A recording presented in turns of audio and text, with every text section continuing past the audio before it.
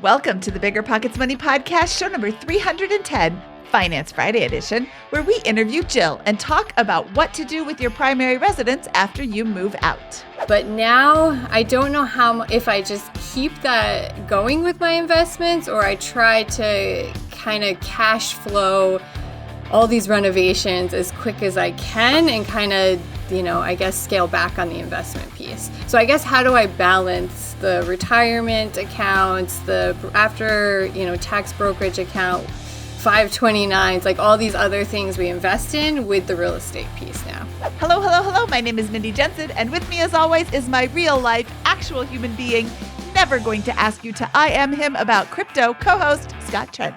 And with me as always is my spamming me with a new intro, Mindy, every week. But seriously, the spammers on these Instagram things are nuts. Please know that me, nor Mindy, nor BiggerPockets Money, Instagram's, none of those accounts will actually reach out to you and then ask you for Bitcoin or any other types of money or whatever from that. Please just report the fake accounts if one of them happens to try to go after you. Yep. And feel free to send me a note or post a copy of it in Facebook in the Facebook group so that we can all report them and get that mess off of our sites. Thank you, because I hate them. Scott and I are here to make financial independence less scary, less just for somebody else, to introduce you to every money story because we truly believe that financial freedom is attainable for everyone, no matter when or where you're starting.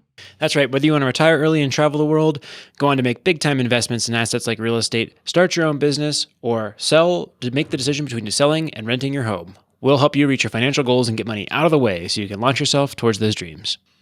Scott, I am super excited to talk to Jill today. She makes a good income. She has her expenses fairly under wraps. She is buying a second home and considering turning her first home into a short-term Airbnb. Yeah, I think it's a good discussion, and it's a situation that probably a lot of people are going through. She has a good problem. She has a lot of equity in her primary residence, and she needs to figure out how best to deploy that, whether it's by keeping it as a rental and generating income or redeploying it.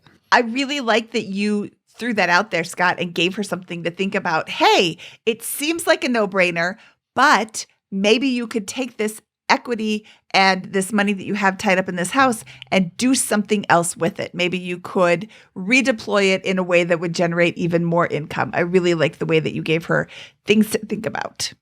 Before we bring in Jill, let's note that the contents of this podcast are informational in nature and are not legal or tax advice, and neither Scott nor I nor BiggerPockets is engaged in the provision of legal, tax, or any other advice. You should seek your own advice from professional advisors, including lawyers and accountants, regarding the legal, tax, and financial implications of any financial decision you contemplate. Jill and Joe are preparing to move to a new house that they plan to live in flip while turning their old home into a short or midterm rental. Debt is not Jill's friend, so there's a bit of anxiety surrounding this move. And even though she realizes that taking on this low-interest debt can help her family realize their long-term goals, it's still weighing on her just a little bit. Joe is newly self-employed, so they're still navigating the fluctuating income while he stabilizes his new business. Jill, welcome to the BiggerPockets Money Podcast. Thank you. So excited to be here and actually talk to you guys live. I'm super excited to have you. I am going to say that Jill lives in a medium cost of living area and in the Midwest. So that gives you a framework for where these finances and this information is coming from. Let's jump into your numbers. What do you make and where does it go? So I make $250 W-2 income. That's kind of straight, I would say, biweekly income, but then I do get a fluctuating bonus that can be anywhere from $50,000 up to $100,000, depending on what's going on. And then my husband has a new business that he started. He started it before COVID, but we had to kind of put it on hold with COVID. And we also were living abroad. So this is his 2022 is kind of his first year fully doing this. So it's between $1,000 per month and $5,000 a month. And I think there will. So you make $250K base salary plus. I make about 200 base and then plus bonus, which averages about $50K. Okay. Okay, got it. And then my husband's around 1,000 to 5,000, I would say, per month. And I think conservatively we'll profit about 30,000 this year. Great. And this is all pre-tax. Yep. Awesome. So post-tax, we can plan on 175 to 200 maybe in post-tax dollars. Yeah, so I guess monthly I get about $10,000 a month, and I take everything as much as I can out of my paycheck. So I'm a very automated person. So I take my 401k. I actually do my auto and home insurance through work because I have a group plan and it's discounted. I do a flexible spending account for dependent care. All of that is taken out of my paycheck before I actually get the money. So monthly I have about $10,000 to work with. Okay, I want to pause here and praise you for that because that's awesome.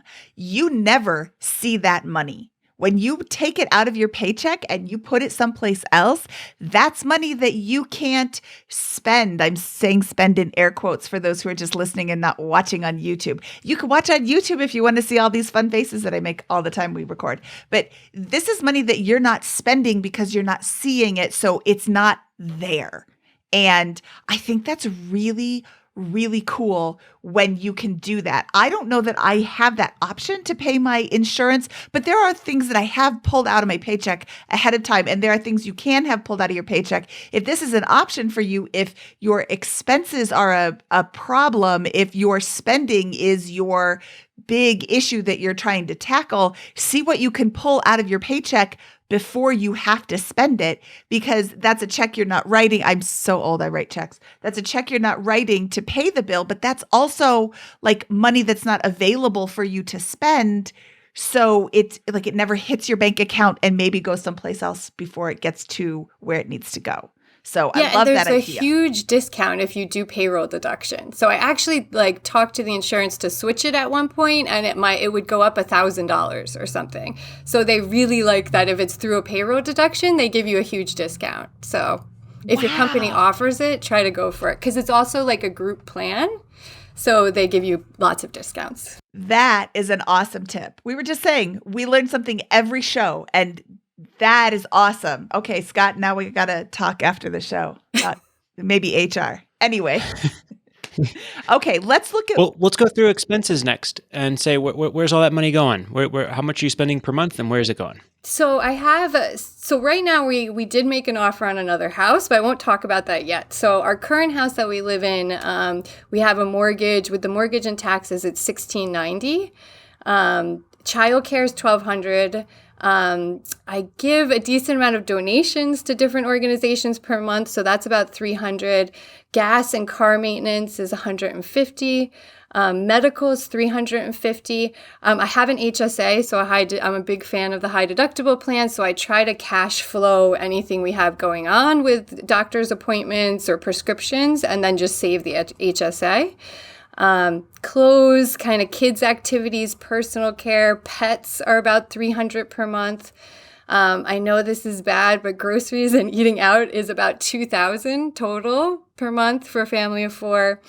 All the home stuff, we do have someone who cleans our house, the lawn, garbage pickup, recycling, house items is about $600 a month.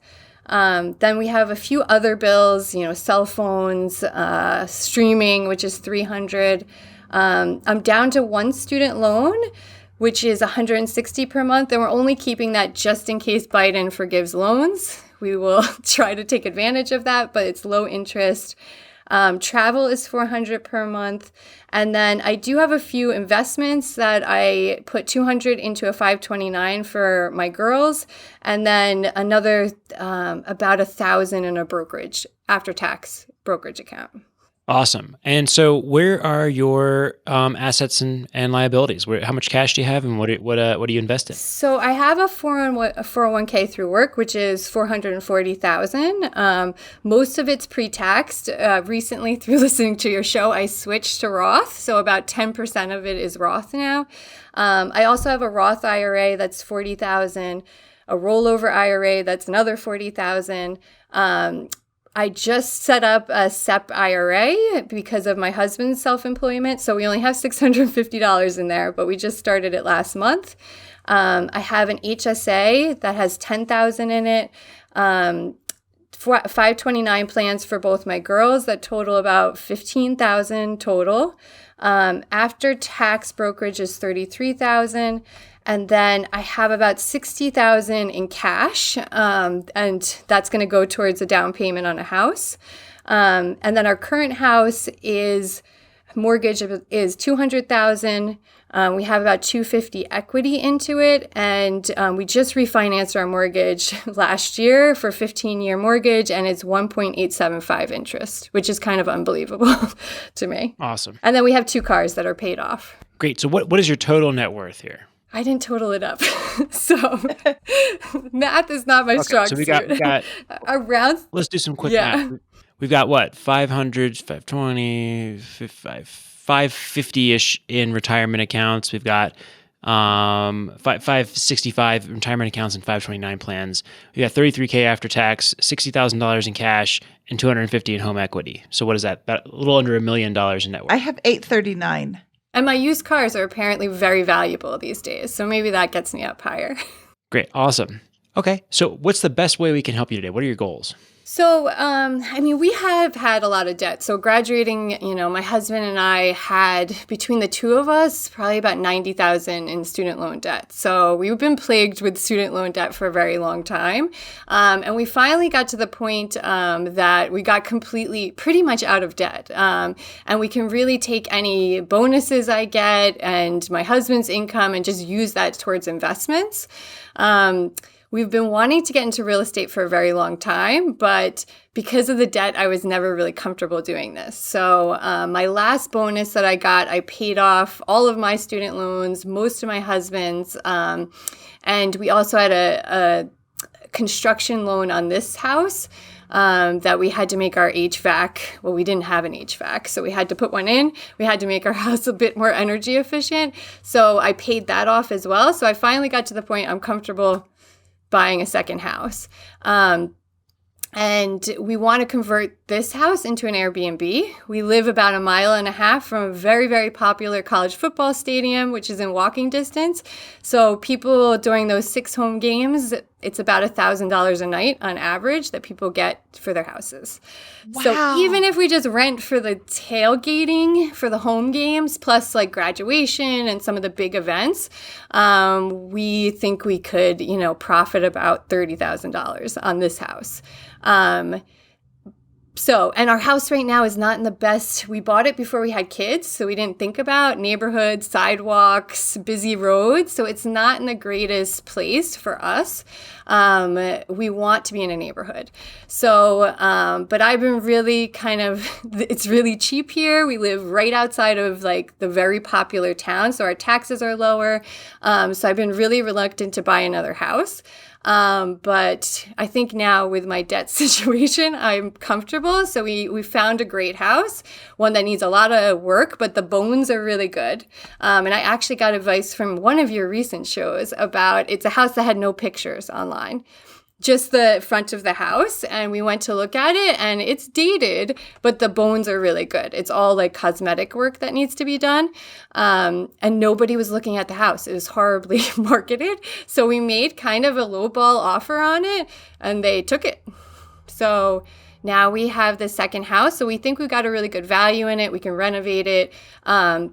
Live in it, which it has a neighborhood, and I think it's the right place for us to be, and then try to really make profit out of the Airbnb on this house. But it's still really scary to me to go there. But I still think all the planning and all the numbers work. We just kind of have to, go for it. So I guess, I just need advice on how to get started and how to make the most out of going in this direction. Jump in with both feet and don't look back. No, that's awful advice.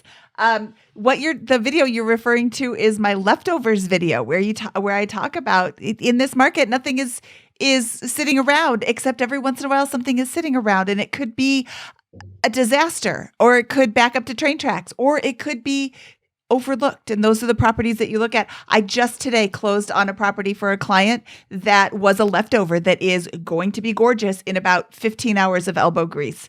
And that's probably what you're going to be in too, maybe a little bit more than 15 hours of elbow grease. But I love a good live and flip. But our inspection was yesterday. The guy couldn't believe that everything works, like appliances that were 50 years old still work. But like the roof is redone, the HVAC is brand new, all the big stuff was done. It's just shag carpets and wallpaper. Oh my goodness. Okay. Oh. Well, let's take a step back here. Your current home is going to become the investment Correct. property, right? Yeah. Let's start with analyzing that one. So the mortgage is $1,690 per month. And she have can a great rate. She can rent it out 6 weekends a year for $1,000 a night. Approved as a short-term rental stamp. So that's $12,000, right? For 12 nights. 1,000 times 12. Okay. So that is a big chunk of your mortgage. Correct. And there's other opportunities. Right, it's not just those, but those are the big ones. So I don't like jumping in with both feet and not like really running the numbers. But with this property, if you can rent it for $1,000 a night and your mortgage is $1,650 a month or $1,690 a month, Yeah. you're going to rent it for 2 nights for the weekend, easily, maybe 3 nights, but probably 2-night minimum. That is a no-brainer to kind of just look at that and be like, okay, there are other opportunities as well. I will at the very least be able to cover my mortgage on this. But you're going to be able to do way more than just cover your mortgage on this. There are setup costs. I mean, you have to furnish the whole thing, and that's something that I think that a lot of people who are considering short-term rentals don't necessarily think about. And that's going to be, Scott, have you set up a short-term rental yet? Well, I think we start with, Jill, have you analyzed this prop? What is your analysis? We probably have more than I can get $1,000 on 6 big weekends. What is the income you think that the property will generate? What are the expenses? Have you run that analysis? So my husband did some analysis. Yeah, he got on your website. He's run a few numbers. So he thinks that, we can have monthly if we rented it out $1,800 a month. If we, did between home games, all the big events at this university that's very close to us. And then we've also dabbled with sabbatical homes. I don't know if you ever heard of this. Okay. How much per month? $1,800. $1,800 per month in income, in short-term rental income. Yeah. This is after taking out the mortgage, having extra costs for renovations or fixing up the house. He thinks it can cash flow $1,800. And what would be the gross short-term rental income before expenses? I don't know. He ran all the numbers, so I don't have it in front of me. Okay, I'm going to put in $3,500 as a placeholder there. Assuming Okay. I'm going to say, all right, you're assuming you can get $3,500 a month, and that 18 of that will pass through as cash flow per month after your mortgage expenses, after cleaning fees or Cleaning, maintenance, repairs, all that kind of stuff. Probably with, I'll assume for now that we've got conservative allocations there for CapEx, handyman expenses, those types of things in there as well. Yep. Okay. You have $250,000 in equity, and you'll be generating about $20,000 to $25,000 in cash flow per year, with $1,800 per month in cash flow. So that's not bad. That's a reasonable investment opportunity. Let me ask you this: how long have you lived in that property?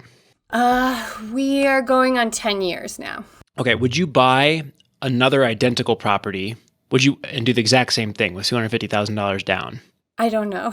This house was a difficult house. So it was, to get it to this point, we had to do a lot of work on it, I guess. So I don't know. It was it's on septic, it's well water. There's a lot of things that we had to go through first-time home buyer education to get it to the point that it is today. So it was I probably wouldn't go for this exact house, but but something similar. Okay, so we've got. So here's why I'm asking this, right? Is because you have $250,000 in equity that you can sell and tap into right now, tax free. Yeah. You will lose that advantage if you move out of the place after 2 years. So my bias in general. Oh, sorry, 3 years. That's right. I have to live there 2 of the last 5 years. Thank you, Mindy, for correcting me there. So that's my bias is almost always to have a strong preference towards selling a primary residence rather than keeping it and reinvesting, or keeping it as a rental. I think your situation might be different, but and this is where I'm going to have to, because you have a 1.875% mortgage, but you're on a 15-year term. So I wonder if you replicated this exact same project with another property, if you wouldn't have approximately the same cash flow because your payment will be smaller, but you'll have a higher interest rate, for example, with it. So I think there's like some puts and takes here that make this really interesting from an analysis standpoint, whether to keep an Airbnb or sell. Because you could just sell and then redeploy into an even more ideal Airbnb investment, for example.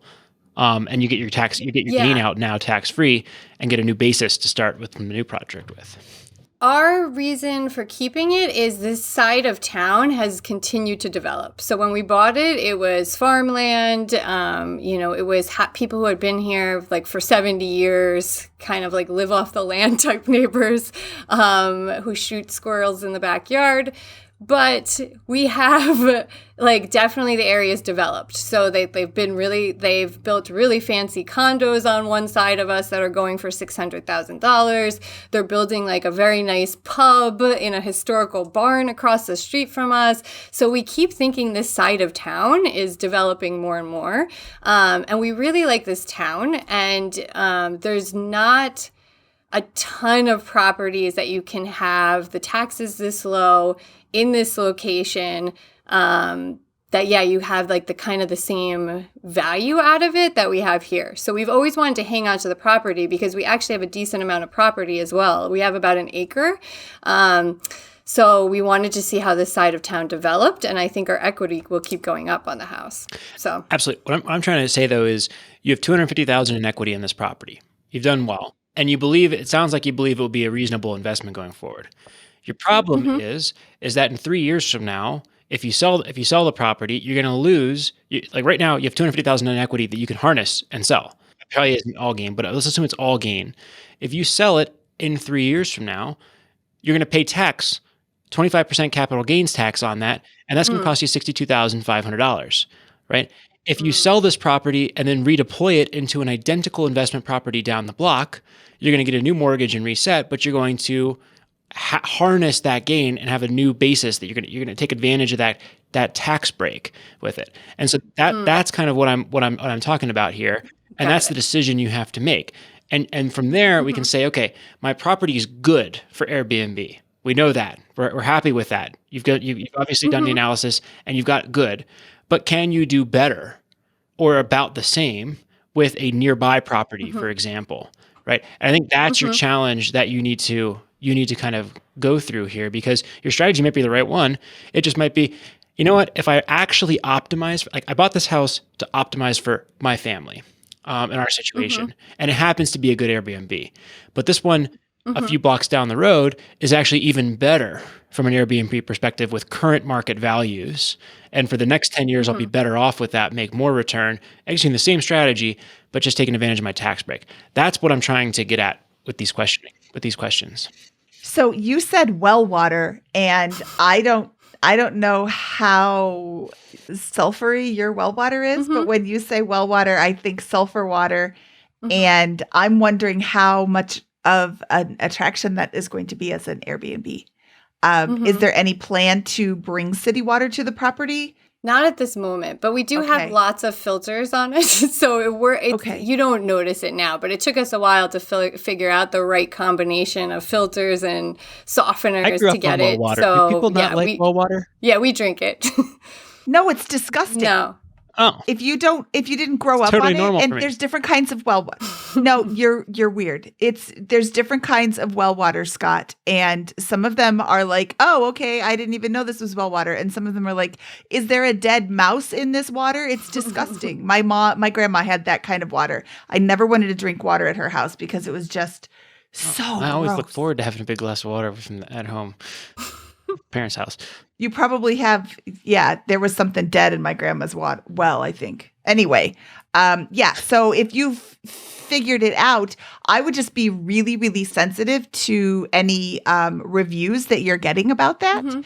And maybe have a trusted friend come over and taste that water. But like Scott is saying, you didn't say that this is, I just always assumed that it's in the middle of town when people are talking about this, it's got an acre of land. Who's going to take care of that acre of land?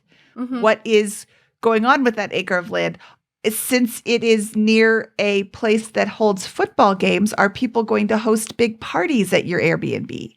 Could you be making your neighbors really upset? Well, if she's got an acre, then she's got a big plot of land, and they can throw even bigger parties. She can charge more. They're very like your land. Like you can do what you want kind of person. Okay, that's good. They're shooting squirrels in the backyard, so it's no problem. Yeah, no, we're right over the border into the township, let's say, and it changes pretty fast. But because this town is so popular, it's kind of spilling out this direction. So there really is no more land in the town. Everybody has to buy land out here. So that's why we think it's valuable. But I think a lot of those concerns you have are something to consider. I think you got a great thing here. I would sit down and do the exercise and let your math tell you what it needs to. But I would consider selling the property, harvesting your capital gain, and then buying one or maybe two additional Airbnbs that are perfect for your strategy. Right? Maybe there are other properties nearby, even closer, that don't have a yard to maintain and all this other stuff, and your yield goes up even further with that if you're able to redeploy the equity into that. Just go through the exercise. You may determine, let's keep it with that. But that's a big lever in your financial position right now. Yep. Yeah, the other thing is within the town, you're not allowed to have Airbnbs unless they're part of your house, unless you're living there.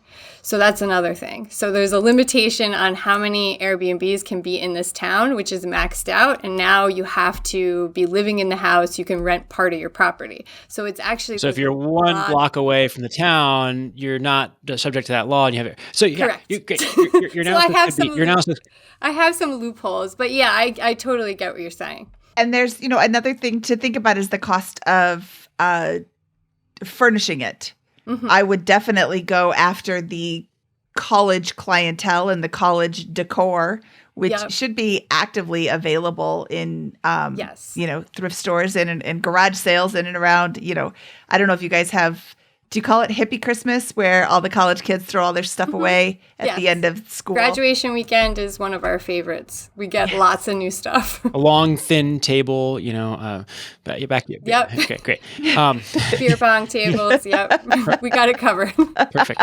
Well, great. And so let's talk about the new property that you guys are buying and your intentions with that one. Is that just going to be a primary residence, or is there longer term plans for that? For now, yeah, well, I mean, it's a little bit of a question mark. I don't like to be locked into places very long. So, I mean, we've gone abroad twice now. If it was up to me, I would probably never settle into one place. But I think for my family, they need stability. So I want to get to a neighborhood, but I'm not sure if I want to stay there forever. So our idea was to buy this house, renovate it, make it, either sellable or rentable, either one. We kind of were open to either. Live there for the 2 years and then kind of, either rent it or sell it and then move to the next property, or abroad or wherever we want to live at that point. Can't argue with a live and flip. Sounds like you've really done your work, and it's mostly cosmetics. You'll be able to move through it really quickly. And Mindy's is an example of how profitable that can be. I'm going to change your mind a little bit and say you only have to live there for 1 year if you are going to rent it out. Okay. You have to live there you don't have to live there. You have to live there for 2 years to get all of the capital gains exclusions fully tax-free.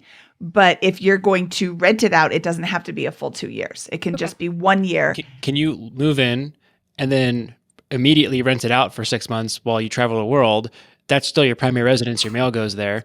Then come back and spend the next 6 months. Does that technically meet the requirements of that being your primary residence during that period? I would not say to do this because that sounds a whole lot like mortgage fraud. It has to be your intent to live there, and maybe you could have a roommate. But if you rent the entire house out, then you have no place to live, and therefore it isn't your primary residence. Yeah, but I'm not. But I'm not. if you Obviously, rented we don't it- want to do anything illegal. I'm just asking the question because I know that I have friends and family, for example, who live abroad and they need a U.S. residence because they need to pay taxes in the U.S. and get their mail to the U.S. and stuff. So one of these individuals literally rents a place nearby to be his house while he is abroad. I don't, but that's not mortgage fraud because he's renting Fair enough. Yeah. I don't know the answer to it. spare bedroom. Just something to explore. Yeah. You might maybe you can Yeah, I maybe could you can rent have him your a cake and eat it house. too, as long as you're traveling or vacationing for a portion of the year and not living in these other places and are there for most of the year. Yeah. Well, I think she just needs to have a place to come back to. So if she rents the entire house out, then she doesn't have a place to come back to. Whereas if she rents one bedroom out, she has a place to come back to. Or if it's prepared for short-term rental. Yeah. Yeah. You can short term rent your house out. That's just you happen to not be there. So you're making money while you're gone. That's different. Okay. Let's see. Let's talk about this new house. You have basically cosmetic stuff to do. That's very exciting. Mm-hmm. The big things are done. That's super exciting because A, it's really expensive with inflation, and B, you can't find anybody to work on anything. So the fact that you have all the big stuff done, I mean, anybody can install flooring. It's not that hard. Mm-hmm. Yeah, so it's mostly floors, walls. The kitchen's dated, but actually everything works in it, so it is usable. It's just we probably want to get, just facelift so it looks a bit more updated. But other than that, the outside's nice. When they did things in this house, they did it high end. Like the windows are all Anderson windows from 7 years ago. There's like no drafts in the house, no creaks in the house. It's pretty unbelievable. And the neighborhood's really nice. So, I think I actually am worried we fall in love with it and never leave, actually, which was not originally the plan. Well, you have to live someplace. Sure. If you like where you live, that's great. Yep. But we have an out if we want it, I suppose. I think it's interesting. I know this is a side note, but I think it's interesting that they didn't get any interest on this house. You said there were no pictures up on the MLS. Mm. I wonder if they went with an agent who doesn't offer full service in exchange for a discounted price for the agent agreement and then ended up costing themselves a lot of money because nobody came to see the house. It sounds like a case of, jumping over dollars to save pennies? Yeah, I mean, we've given offers to other houses, and it's crazy in this area. I mean, it's down to cash offers, no inspection, and we've lost multiple other houses that we just weren't willing to waive inspections on old houses. And this house, there was another offer, but it was an investor, and they wanted to go with a family. So that's going to actually live in the house. But we had the inspection. We didn't waive that. And we made an offer 10% below listing, which apparently the whole realtor office was like shocked and celebrated that this went through. It was the first below offer acceptance that they've had in a year. So pretty proud that we got it. That's an awesome, awesome story because in this market, nobody is doing that. Yeah, but it definitely was. I mean, we found a new realtor. So we had a realtor showing us houses that really didn't know anything about investments, and we couldn't really get any good information. And I happened to run into someone at my daughter's preschool who flips houses, and she has like 7 rentals in town. And within like her first 3 houses she showed me, we made 2 offers on them. So she knew exactly what we were looking for. She kind of knew the houses that had value in them. So it really, finding a good realtor, I think it makes all the difference. Yes. If I can give a plug for realtors. Yes, you can. You should. Finding a great one is the key to your investing success, to the key to your purchasing success. You can still find deals in this market. Now, you can't find deals in this market the day they come on the market. This was a leftover property and it sat there for a while. And the reason that it sat there is because they didn't get a good real estate agent. And that's not your fault. That's their fault. They should have chosen somebody else. That's exactly what happened with the property that we closed today, is that the listing agent didn't insist that they clean the house. It was so filthy. Well, I think your real estate approach is awesome. You've made hundreds of thousands of dollars in your primary residence. You got a great option as an Airbnb that seems pretty well thought out.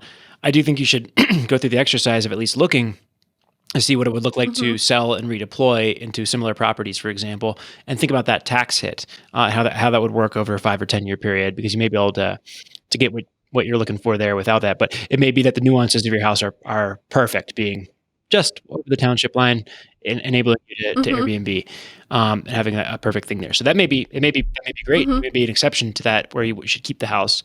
Your new strategy of live and flip, you can't argue with that. It sounds like you really did a lot of research and found exactly what you're looking for. So I think that's awesome. Is there another part of your finances or your strategy that you'd like to talk about besides the real estate today? Well, I mean, my strategy before the real estate was just kind of slow and steady, I guess, investing in my retirement, maxing it out as much as I could. We did start the brokerage account because I feel like all my money was tied up in retirement that I couldn't access until I was a certain age.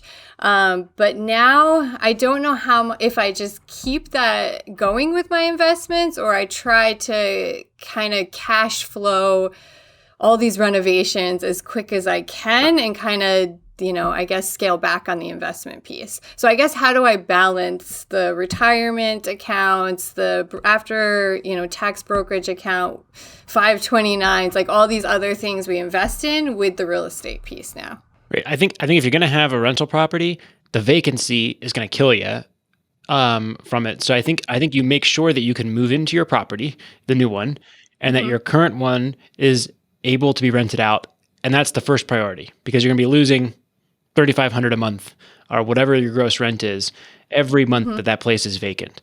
So you have no choice there. That has to be I think your top Okay. Yeah. financial priority. Once that's done, I think you have, it sounds like, the luxury of going right down the stack of maxing out your 401k, maxing out your HSA, maybe contributing to other retirement accounts. Your husband has a business, so there are options to really sock away a lot of money in pre-tax retirement accounts like a self-directed IRA. Mm-hmm. So I think those are all options to you. But I would also observe that the bulk of your position is currently in retirement accounts, and then currently primary home equity, soon to be rental home equity. Mm-hmm. So you're Yeah. not able to really access any of that except for the 250 in your house, which is why I think there's a big decision there for you to sit down and do that Yeah. analysis. Um, Mm-hmm. so I think it's a matter of what you want. Generally speaking, we hear people in a situation similar to yours that parallels yours saying, I want more flexibility in a general sense. And if you want that, then you're going to have to make trade-offs by not putting quite as much into the retirement accounts as you are capable of right now, paying taxes Yeah. now, and having and generating the liquidity with that. Yeah, I mean, was my worry is because I've been working in corporate jobs since a long time. It feels like 20 years and, since I was 20. And it's exhausting and I work pretty crazy hours. And eventually I would like to have the flexibility that if I don't want to work something as intense as I am today, I can do that. Whether that's scaling back and doing part-time or consulting or, something more entrepreneurial, I want to have that option. And so that's why I kind of wanted to diversify and have this rental income as well, that I can access some of the money now instead of waiting till I'm 59 and a half. Yeah, I think you have to look at it and say, okay, let's say 5 years from now, where do I want to be? You're going to generate probably $100,000 in investable income after your expenses per year over the next couple of years, right? Right now, huge percentages of that are going to go into your 401k, Roth IRA, your rollover IRA, all of those different types of things. And it looks like maybe I don't know, 40 or 50 is going to go into your after-tax stuff. So that's going to give you Yeah. 250 in cash that you'll build. So by that point, you'll have $600,000, $700,000 in assets outside of your retirement accounts in real estate and investments if things compound and go reasonably well, right? I don't think that Yep. that's flexibility in your situation. I don't think you're going to feel comfortable I'm going to stop working now with that based on your spending with that. So I think you should back into that and say, what would flexibility look like to me in 5 years? Right? Is it $1 million in after-tax investments? Is it $1.5 million? Is it whatever? What does that look like? And is my position backing me into that? And I think that will involve hard trade-offs about how much you contribute to retirement accounts versus how much you put into real estate versus how much you put into after-tax brokerage versus how much you put into cash. Because you have plenty of income, but you just can't go quite all the way down the stack and max out everything in your pre-tax returns and then have so much left over that you can still have financial freedom outside of those right now. Okay, so I have a little exercise based on your 401k only. The rule of 72 says that essentially your investments will double every 8 years. This is a rule of thumb. It's not guaranteed. It's not set in stone. Past performance is not indicative of future gains. All the disclaimers abound. But in 2022, your balance is $440,000. In 2030, your balance will be roughly $880,000. In 2038, your balance will be roughly $1,760,000. In 2046, your balance will be $3,520,000. And in 2054, in 32 years, your balance will be $7 million, roughly. In your 401k, assuming you don't put any more into it, assuming the same returns that we've seen historically. That's a lot of money. Now you're getting into RMD territory. That's just if you don't put anything else in there. Do you have a company match? Yes. A very good one. I would continue to put in, if I was in your position, I would continue to put in to get the entire company match. And if that is, you have to contribute over the course of the year, I would stagger it out over the course of the year. Because you want to invest in real estate, I might pull back a little bit in the 401k so that I could invest in real estate as well. I don't think that you are set in stone in your 401k. I would still, personally, I would continue to invest I'm still maxing out my 401k. Did we ask how old you are? I don't think we asked how old 40. you are. 40. Okay. So I'm 50 and I'm still maxing out my 401k just because there are ways to get to it before you are 55 or 65. The Mad Scientist has a really great article about accessing your retirement funds early. I'll link to that in the show notes and I'll email it to you when we're finished here. But there's lots of ways to access your retirement funds. The Roth conversion ladder, the 72T is at the separate but equal payments. He's got 3 or 4 different options, including just taking it out early and paying the penalty. I just still like that original house as an Airbnb with all of the stipulations that you have. It is so close. There aren't a lot of competition, so you would have a lot of demand for it. I think that perhaps your husband's ideas that $3,500 as the income is maybe a little bit low. Always better to run the numbers with conservative because if he's right, great. It's still cash flows. If he's wrong and he's bringing in more money, well, oh shucks, I brought in more money than I thought I was going to. Like, who's going to say no to that? Oh no, don't pay me because that's too much for this month. So I think there's a lot of great options, but it comes down to we've recorded a couple of shows this week. And we've been using a fun little P word, a fun little 4-letter word called plan. So I think it takes some time to sit down and talk about your financial plan. What is it that you want? When do you want to retire? When do you and your husband want to retire? Is it in 5 years? How much money do you want to have in whatever time? Let's call it 5 years. How much money do you want to have in 5 years? Then you can step it back and say, okay, so in 5 years we want this, then we have to step back to these are the money moves that we need to make now, or 10 years or 20 years or whatever it is. But sitting down and having a plan will help. And it's not a 5-minute plan. It's not a come up with it in 5 minutes sort of thing. It's not even a 1-day plan. Just, start having the discussion with him. What are you thinking about? What am I thinking about? Let's get on the same page. Let's figure out how to work backwards from that and then move forward towards that goal and continue thinking about it, continue, Mm-hmm. fine tuning it and honing it depending on, because sometimes the stock market's going to be down 15% in one quarter. Yeah, it's rough looking at my accounts. Real estate looks Don't good. look at them. I try not to, but it's been bad.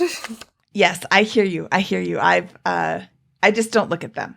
But I hear all these people talking about, oh, it's down, it's down. I'm like, well, I'm not investing for tomorrow morning, so I don't need to look at them right now. Well, what else can we help you with today?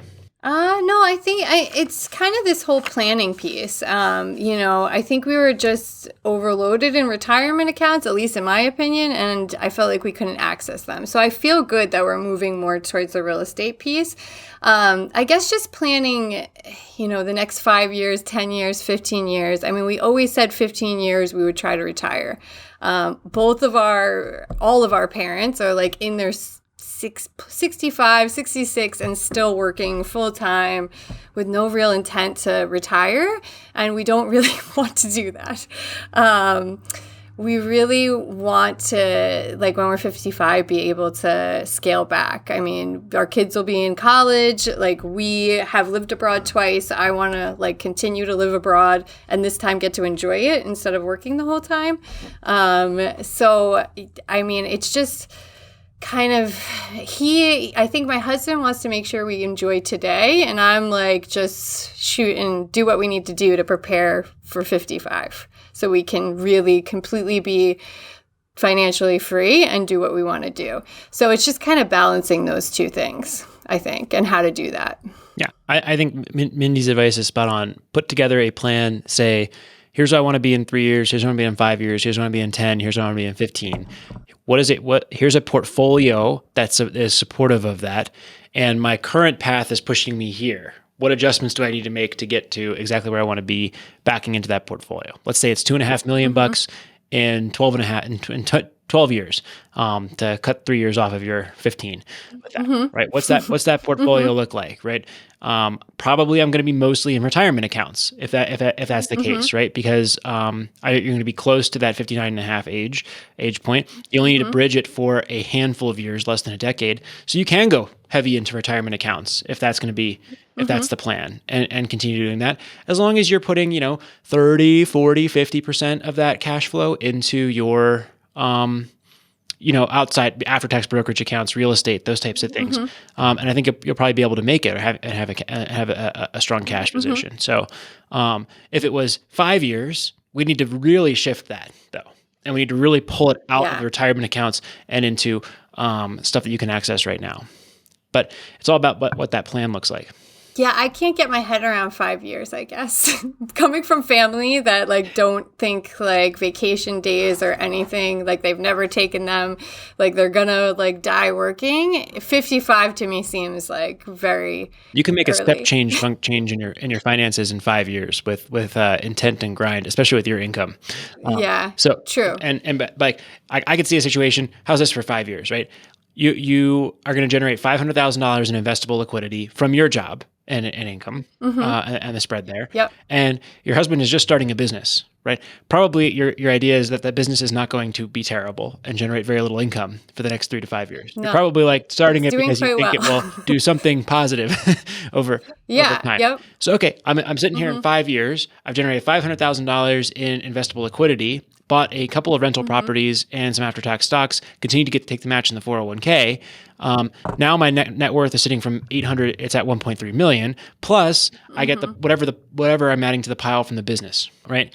And at that things may look very different from a 5-year perspective if you're intentional about this as a goal, from that point in time. That's true. It seems aggressive, but I think we could probably do it.